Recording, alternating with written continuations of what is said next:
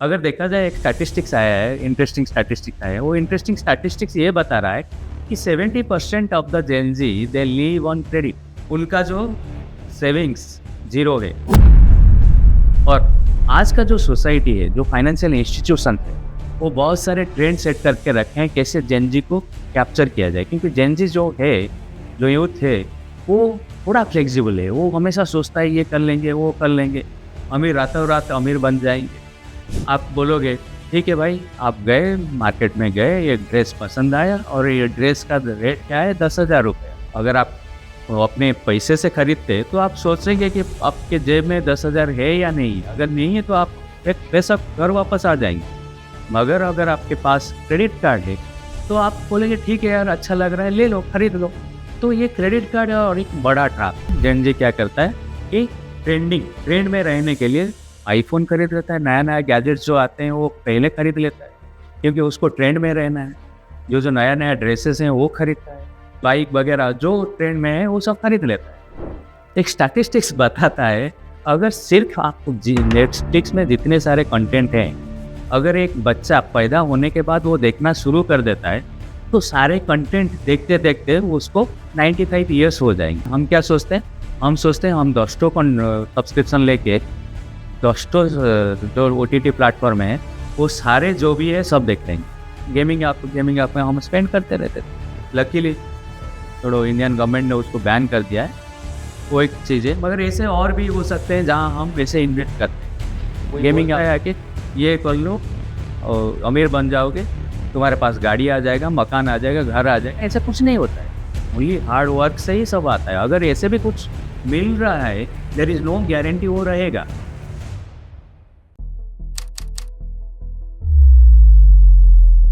जय जगन्नाथ दोस्तों, आज हम एक नए टॉपिक के ऊपर डिस्कशन करेंगे। वो टॉपिक है जेन ज़ी का फाइनेंशियल प्लानिंग। आज जेन ज़ी हर तरफ छाया हुआ है, वो चाहे बांग्लादेश हो, श्रीलंका हो, नेपाल हो, और हर जगह जेन ज़ी छाया हुआ है। कहीं भी देखो दुनिया भर में जेन ज़ी छाया हुआ है। मगर एक चीज़ जो मैं आज आप लोगों को जेन ज़ी के बारे में बताऊंगा, वो जेन ज़ी कैसे फाइनेंशियली क्या सोचता है। अगर देखा जाए एक स्टैटिस्टिक्स आया है, इंटरेस्टिंग स्टैटिस्टिक्स आया है। वो इंटरेस्टिंग स्टैटिस्टिक्स ये बता रहा है कि 70% of the Gen Z they live on credit. उनका जो सेविंग्स जीरो है और बाकी जो 15% है वो जितना कमाते हैं उतना खर्च कर देते हैं। तो ओनली अगर ऐसे देखा जाए तो 15% जो जेन ज़ी का जो यूथ का 15% है वो ही सिर्फ कुछ थोड़ा बहुत सेविंग कर रहा है। ये जेन ज़ी के साथ क्यों ऐसा हो रहा है? जेन ज़ी सोच रहा है कि वो जो है ना, उसको ट्रेंड के साथ चलना है। तो उस ट्रेंड के चक्कर में ये सारा चीज हो रहा है। और आज का जो सोसाइटी है, जो फाइनेंशियल इंस्टीट्यूशंस है, वो बहुत सारे ट्रेंड सेट करके रखे हैं कैसे जेन ज़ी को कैप्चर किया जाए। क्योंकि जेन ज़ी जो है, जो यूथ है, वो थोड़ा फ्लेक्सिबल है। वो हमेशा सोचता है ये कर लेंगे, वो कर लेंगे, अमीर रातों रात अमीर बन जाएंगे। ओके, और मेरे दोस्त ने ये खरीद लिया तो मेरे को भी ये खरीदना है। इस चक्कर में जेन ज़ी का जो फाइनेंशियल है वो हमेशा बिगड़ा हुआ रहता है। तो मैं आज थोड़ा जेन ज़ी का जो है फाइनेंशियल इश्यूज क्या है, क्या ट्रैप्स हैं, उसके बारे में बताऊंगा और उससे कैसे ओवरकम करना है वो मैं सब बताऊंगा। पहला जो ट्रैप है, जेन ज़ी कभी बजट नहीं करता। जेन ज़ी क्या सोचता है, अरे इनकम आया, खर्च कर लिए। जब बजट नहीं होता है तो क्या होता है, जेन ज़ी कभी समझ नहीं पाता है। सैलरी मिलता है, सैलरी मिलते ही उसको क्या करता है, वो खर्च करना शुरू कर देता है। 5 तारीख 10 तारीख तक सारा सामान खर्च, सारा अमाउंट खर्च। उसके बाद क्या है, उसके बाद क्रेडिट कार्ड और बाकी सब जो पे लेटर, ये सब फैसिलिटीज में जेन ज़ी जिंदा रहता है। और एक चीज क्या है जेन ज़ी के साथ, जो क्योंकि बजट नहीं करता है तो उसको एक्चुअली खर्च का पता नहीं रहता है। Budget is a very important thing. Gen Z को कैसा बजट करना चाहिए? जेन ज़ी को जो बजट करना चाहिए, उसका कंपोनेंट 50% नीड के लिए उसको स्पेंड करना चाहिए। नीड क्या है? नीड जैसे हमारा रहना, खाना और पहनना, ये सब नीड के अंदर आते हैं। रेंट, फूडिंग, ये सब बेसिक नेसेसरी है। वो बेसिक नेसेसिटी के लिए 50% जो अपना इनकम है उसका 50% खर्च करना चाहिए। और बाकी जो 50% रहा उसमें से 30% अपना वांट्स के लिए खर्चा करना चाहिए। What is need, what is wants? Then need जो है वो बेसिक है, उसके बिना बगैर हम जिंदा नहीं रह सकते। वांट्स क्या है? आपने प्लान कर लिया थोड़ी छुट्टी पे जाना है, एंटरटेनमेंट के लिए कुछ खर्च करना है, अपने हॉबीज के लिए कुछ खर्च करना है, ये सब हो गया वांट्स। सो 30% वांट्स के लिए खर्च करना है, वो बाकी जो रहा 20% वो सेविंग्स के लिए रखना है। अगर ये जेनजी ये 50-30-20 का कॉन्सेप्ट फॉलो करता है तो जेनजी को कभी फाइनेंशियल क्राइसिस जिंदगी भर होगा ही नहीं। आप समझ गए, 50% नीड्स के लिए, 30% वांट्स के लिए और 20% अपना सेविंग्स। सो इनकम का 20% सेविंग के लिए रखना ही चाहिए। और दूसरा जो ट्रैप है फाइनेंशियल जेनजी के लिए क्या है, जेनजी के लिए दूसरा ट्रैप है क्रेडिट कार्ड। क्रेडिट कार्ड आप बोलोगे या पे लेटर वाला। देखिए वो ये जो कॉर्पोरेट वर्ल्ड है उन लोगों ने एक बढ़िया स्कीम बनाया है, वो आपके लिए क्रेडिट कार्ड दे देते हैं। क्रेडिट कार्ड क्या है, आपके लिए आपके लिमिट रहता है, से सपोज 1 लाख 5 लाख का लिमिट। एक यूथ को से सपोज 1 लाख का लिमिट मिल जाता है नौकरी के बाद, ये 5 लाख का लिमिट मिल जाता है। तो वो जब जाएगा मार्केट में खरीदने के लिए, वो पहले क्या होता था, अगर आपके पास क्रेडिट कार्ड नहीं है तो आपको कैसे खर्च करना है, अपने पॉकेट से या डेबिट कार्ड से या फोन पे से खर्च करना है। तो आपके पास जितना पैसा होगा उतना ही खर्च कर पाओगे। मगर अगर क्रेडिट कार्ड आपके पास है तो फिर आपको क्या करना है, आप बोलोगे ठीक है भाई, आप गए मार्केट में गए, एक ड्रेस पसंद आया और ये ड्रेस का रेट क्या है 10,000 रुपया। अगर आप अपने पैसे से खरीदते तो आप सोचेंगे कि आपके जेब में 10,000 है या नहीं है। अगर नहीं है तो आप बेशक घर वापस आ जाएंगे। मगर अगर आपके पास क्रेडिट कार्ड है तो आप बोलेंगे ठीक है यार, अच्छा लग रहा है, ले लो, खरीद लो। तो ये क्रेडिट कार्ड है और एक बड़ा ट्रैप है। और फिर क्या होता है, महीने के आखिरी में जब आता है, जब ये बिल आता है, तब देख के दिमाग गर्म हो जाता है। और फिर क्रेडिट कार्ड उसमें भी एक स्कीम डाल देते हैं। क्या स्कीम डाल देते हैं, ईएमआई स्कीम या पे लेटर स्कीम। ईएमआई में क्या होता है आपको पता है, क्रेडिट कार्ड के लिए जो इंटरेस्ट है वो 36% पर आनम है। सो महीने का 3%, उसके ऊपर सरचार्ज है, जीएसटी है, बाकी सब मिला लो तो ऑलमोस्ट लाइक 48% आ जाता है। सो आप कन्वर्ट कर देते हो उसको क्या है ईएमआई में, क्योंकि एक साथ तो पेमेंट नहीं कर सकते, और एक बार ईएमआई में आपने कन्वर्ट कर लिया, देन यू आर ट्रैप्ड। सो इसके लिए जो वॉरेन बफेट हैं, जो फाइनेंशियल गुरु, जिसको तो फाइनेंशियल गुरु मानता है, वॉरेन बफेट ने एक बढ़िया सजेशन दिया था। क्रेडिट कार्ड के लिए आपको क्या करना है, एक लिमिट सेट कर दीजिए। और मैं आप लोगों को एडवाइस करूंगा कि क्रेडिट कार्ड का से सपोज अगर 1 लाख का लिमिट है तो आप मैक्सिमम स्पेंडिंग 30% में ही रखिए। जितना आपको लिमिट दिया गया है उसका मैक्सिमम स्पेंडिंग 30% में रखिए।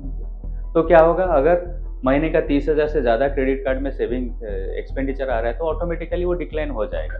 तो आपको पता चलेगा कि नहीं, इस महीने के लिए जितना ज़रूरी था उससे ज़्यादा मैंने स्पेंड कर चुका हूँ। और अगर आप देखा जाए तो और एक क्या बात है, इस क्रेडिट कार्ड के चक्कर में हम क्या करते हैं, जेन जी क्या करता है कि ट्रेंड में रहने के लिए आईफोन खरीद लेता है, नया नया गैजेट्स जो आते हैं वो पहले खरीद लेता है क्योंकि उसको ट्रेंड में रहना है।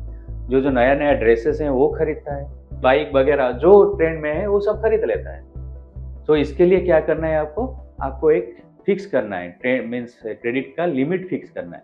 इसके लिए वॉरेन बफेट में बोल रहा था कि उन्होंने तो मना किया है क्रेडिट कार्ड खरीदने के लिए। और एक चीज उन्होंने बहुत बढ़िया चीज बताया था। He said, if you buy the things which you don't need, then you have to sell the things which you need.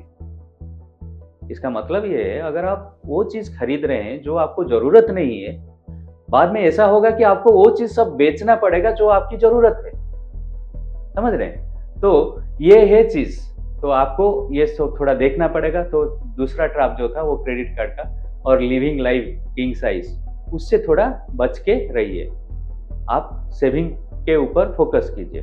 और तीसरा जो चीज मैं बताऊंगा, हम कभी कभार सोचते हैं कि रिटायरमेंट के लिए जेन जी अभी से क्यों सोचें, रिटायरमेंट तो बहुत बाद में आने वाला है। तो इसके चक्कर में हम जब यूथ रहते हैं तो कभी इन्वेस्ट नहीं करते हैं। So there is a concept called compounding interest. अगर आपको पता होगा कंपाउंडिंग इंटरेस्ट क्या है ना, आप जितना जल्दी इन्वेस्ट करना शुरू कर दें उसका जो रिटर्न है वो बहुत गुना बढ़ जाता है। कोई बंदा 10,000 रुपये 30 साल के लिए इन्वेस्ट करता है तो 30 साल के बाद वो कितना होगा, जो कंपाउंडिंग इंटरेस्ट के साथ वो ऑलमोस्ट लाइक सम 15 करोड़ के आसपास हो जाएगा। अगर आप 10 साल तक वही इन्वेस्टमेंट करते आ रहे हैं, हर साल 10 हज़ार करके आ रहे हैं, तो कंपाउंडिंग इंटरेस्ट का वैल्यू बहुत है। तो जितना जल्दी आप इन्वेस्टमेंट रिटायरमेंट प्लान के लिए इन्वेस्ट करें उतना बेहतर है। और एक चीज़ जेन जी को ध्यान रखना चाहिए, वो चीज़ क्या है ना, इमरजेंसी फंड। फाइनेंशियल प्लानिंग में और एक इमरजेंसी फंड भी बहुत ज़रूरी है। इमरजेंसी फंड क्या है? देखिए, like we cannot live life as if we are going to live forever and everything is going to stay constant. हमेशा के लिए कुछ नहीं रहता, चीज़ बदलते रहते हैं। किसी ने बहुत बढ़िया बात बताया था, the only thing which is constant is change. इसका मतलब क्या है, अगर कुछ चीज़ जो चेंज है वो ही कांस्टेंट है, मतलब हमेशा चेंज होने वाला है। तो अगर हम किसी कहीं पे नौकरी कर रहे हैं या हमारा हेल्थ अच्छा है, ये ऐसा नहीं है कि कल ऐसा ही रहेगा, नौकरी जा भी सकता है। तो ये जो इमरजेंसी फंड का कॉन्सेप्ट है, इमरजेंसी फंड के लिए कुछ अमाउंट रखना चाहिए। वो इमरजेंसी फंड के कहाँ काम आएगा? से सपोज बाई चांस आपका नौकरी चली जाता है और आपका हेल्थ कुछ खराब हो जाता है, देन ये इमरजेंसी फंड काम में आएगा। इमरजेंसी फंड के लिए क्या कॉन्सेप्ट है, अगर आप सिंगल हैं, बैचलर हैं, तो 3 महीने का जो खर्चा है आपका, रेंट, वो जो बेसिक नीड है, सो वो 3 महीने का आपको रखना चाहिए। सो दैट अगर कुछ भी होता है, नौकरी चली जाती है, तो आपको नौकरी ढूंढने के लिए तब तक आप जिंदा रहोगे। सेम वे अगर आप मैरिड हैं, बच्चे हैं, तो फिर आपको 6 महीने के लिए इमरजेंसी फंड में रखना है। 6 महीने का एक्सपेंडिचर जो है आपका, वो आपको इमरजेंसी फंड में रखना है। और क्या है, अगर आप फ्रीलांसर वगैरह हैं, से सपोज कभी कभार काम आ जाता है, किसी प्रोजेक्ट में काम कर रहे हैं, अगर ऐसे हैं तो आपको 9 महीने के लिए इमरजेंसी फंड में पैसा रखना है। क्यों 9 महीना? कोई गारंटी नहीं है कि कल को आपका कोई काम मिल जाएगा या कोई नया प्रोजेक्ट मिल जाए। सो ये चीज़ इमरजेंसी फंड आपको एक जेन जी को हमेशा ध्यान में रखना चाहिए, so that it will help. कभी अनसर्टेनिटी कुछ आ जाए, चाहे वो जॉब रिलेटेड हो, हेल्थ रिलेटेड हो या कुछ भी, सो ही कैन ओवरकम, तो वहाँ से उभर सकता है। वैसे और एक चीज़ जो जेन जी को सोचना चाहिए और ध्यान में रखना चाहिए, वो अवेयरनेस, फाइनेंशियल अवेयरनेस। हम क्या सोचते हैं, आज कमा रहे हैं, खर्च कर लो यार। मगर अगर छोटा छोटा चीज़ है जो हम ओवरकम कर लेते हैं, हम सोचते नहीं है उसके बारे में, जैसे लाइक सब्सक्रिप्शंस। एक मैं देखा हूँ कुछ ऐसे जेन जी हैं जो प्राइम वीडियो के लिए सब्सक्रिप्शन होगा, नेटफ्लिक्स के लिए होगा, जी के लिए होगा, फिर हॉटस्टार के लिए होगा, हर चीज़ के लिए। एक स्टैटिस्टिक्स बताता है, अगर सिर्फ आप नेटफ्लिक्स में जितने सारे कंटेंट हैं, अगर एक बच्चा पैदा होने के बाद वो देखना शुरू कर देता है, तो सारे कंटेंट देखते देखते उसको 95 ईयर्स हो जाएंगे। कितना हो जाएंगे? 95 ईयर्स। उतना कंटेंट है नेटफ्लिक्स के अंदर। मगर हम क्या करते हैं, हम क्या सोचते हैं, हम सोचते हैं हम 10 सब्सक्रिप्शन लेके 10 जो OTT प्लेटफॉर्म है, वो सारे जो भी है सब देख लेंगे। ये प्रैक्टिकली पॉसिबल नहीं है। This is only wastage of money, समझ रहे हैं? मगर ये छोटा छोटा चीज़ें हम पता नहीं चलता है। ये छोटे छोटे चीज़ के लिए हम क्या महीने का कुछ 1000 रुपया 2000 रुपया स्पेंड करते हैं। अगर वही 1000 2000 हम एक SIP में डाल दें, तो फिर वो 30 साल बाद करोड़ों में उसका रिटर्न मिलेगा। हम वो सोचते नहीं हैं। और दूसरा चीज़ क्या मैं बोल रहा था, awareness is very important. Financial awareness regularly you keep following. और एक चीज़ है जो जेन जी बहुत गलती करता है, वो है ख्वाब देखता है कि रात मैं धनी बन जाऊं। कुछ ऐसे होते हैं जो गेम खेल के, इवन लकीली वो बैन हो गया है, नहीं तो क्या करते हैं, वो जो वीडियो गेम वगैरह है, माई 11 सर्कल 11 ये वगैरह खेल के, वो लोग क्या है, उनका स्ट्रैटेजी क्या है, कोई किसी ने 3 करोड़ जीता और वो उसको दिखाते हैं, भाई देखो इसने 3 करोड़ जीत लिया, 3 करोड़ जीत लिया। मगर वो 140 करोड़ में अकेला बंदा है जो 3 करोड़ जीता है।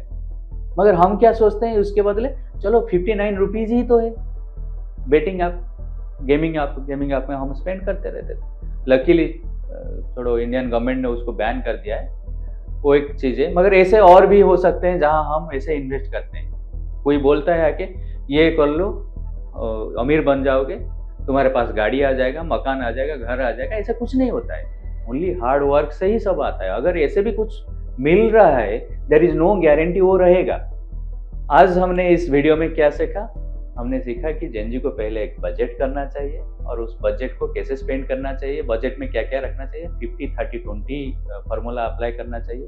50 is for the needs, 30 for wants and 20 for saving. Same वो इसके बाद लिव लाइफ किंग साइज का है क्रेडिट कार्ड, उसके लिए भी एक अपर लिमिट रखना है 30%, मैक्सिमम यूसेज के लिए रखना है, मैक्सिमम स्पेंडिंग 30% रखना है। सो ये सब, और उसके बाद हमने देखा जो जो छोटा छोटा एक्सपेंसेस है उसको भी ट्रैक करना है, तभी जाके ट्रैक करने के बाद ही उसको कुछ वो ही will be able to plan properly. Fourth में रिटायरमेंट के लिए भी प्लान करना है। अभी से जितना जल्दी रिटायरमेंट के लिए प्लान करेगा उतना वो अमाउंट जो कंपाउंडिंग इंटरेस्ट के बाद वो अमाउंट उतना बड़ा होगा। आप इवन वॉरेन बफेट्स के बारे में मैं 2-3 बात तो बोल चुका हूँ, और एक बात बोलता हूँ, he started investing in stock market जब उनको 13 ईयर्स हुआ था, 13 साल में अपना पहला इन्वेस्टमेंट किए थे। एंड आज वो क्या बोलते हैं, अभी वो दुनिया के रिचेस्ट इंसान में से आते हैं, मगर आज वो क्या बोलते हैं, तो जब उनको पूछा जाता है कि आपने तो बहुत जल्दी स्टॉक मार्केट में इन्वेस्ट किए, तो वो बोलते हैं नहीं, I think I was late, मैं बहुत लेट इन्वेस्ट किया।